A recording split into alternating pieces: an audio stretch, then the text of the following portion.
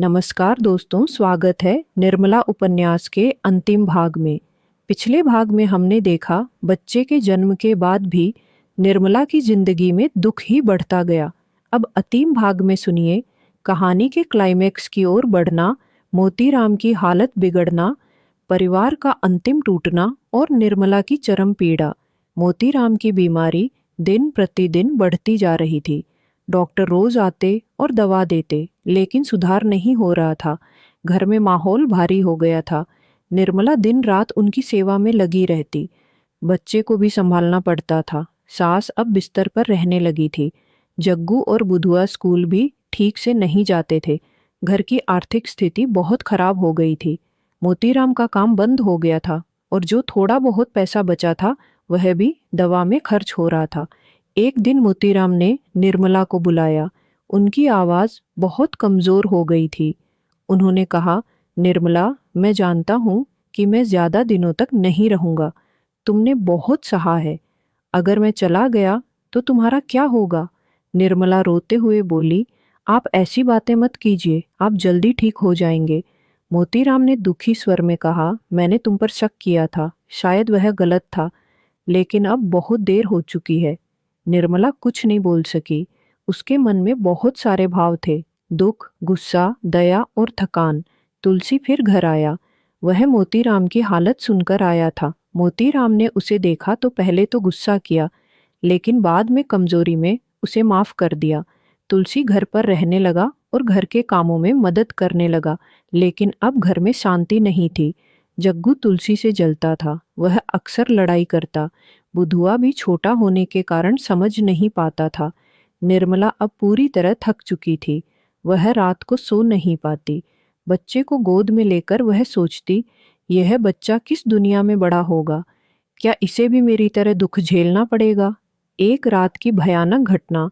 मोतीराम की हालत अचानक बहुत बिगड़ गई। वे तेज बुखार में बड़बड़ाने लगे। पूरा घर जाग गया। तुलसी डॉक्टर को बुलाने गया।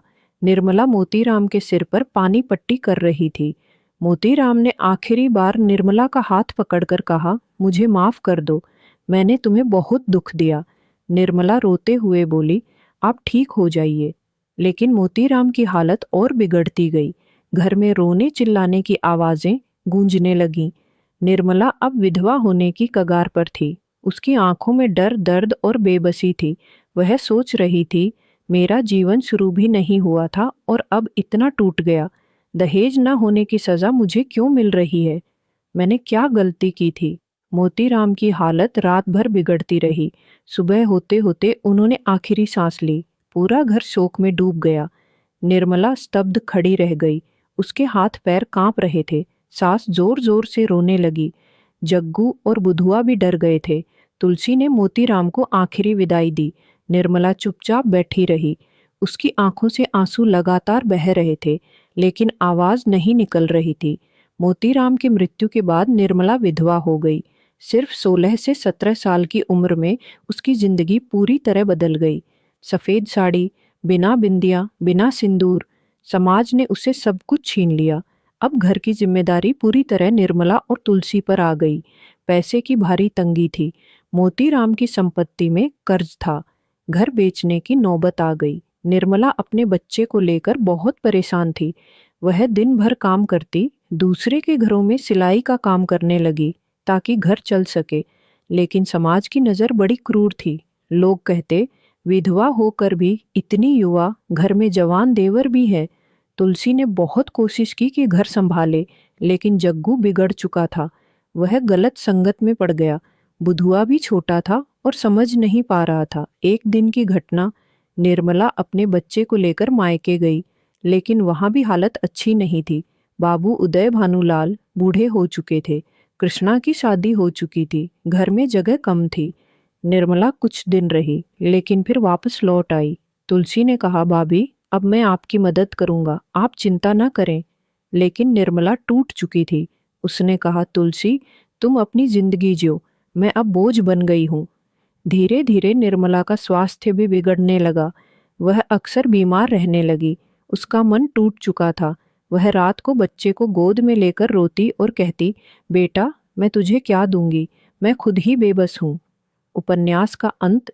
निर्मला की जिंदगी समाज की रूढ़ियों, दहेज प्रथा और अनमेल विवाह की भेंट चढ़ गई। वह अंत तक संघर्ष करती रही, लेकिन हार गई। प्रेमचंद जी इस कहानी के माध्यम से समाज को आईना दिखाते हैं कि कैसे एक मासूम लड़की को दहेज न होने की सजा पूरी जिंदगी भुगतनी पड़ती है। निर्मला की कहानी आज भी जारी है। कई परिवारों में ऐसी ही पीड़ा चल रही है। दोस्तों, इस प्रकार समाप्त होती है मुंशी प्रेमचंद जी की मार्मिक उपन्यास निर्मला, एक ऐसी लड़की की कहानी जिसे दहेज न होने की सजा पूरी जिंदगी भुगतनी पड़ी। क्या समाज आज भी बदल गया है या अभी भी ऐसी कहानियां चल रही हैं? कमेंट में अपनी राय जरूर बताएं। अगर पूरी सीरीज पसंद आई हो तो सारे पार्ट्स को लाइक करें, शेयर करें, चैनल सब्सक्राइब करें और बेल आइकन दबाएं। धन्यवाद। मुंशी प्रेमचंद जी को श्रद्धांजलि।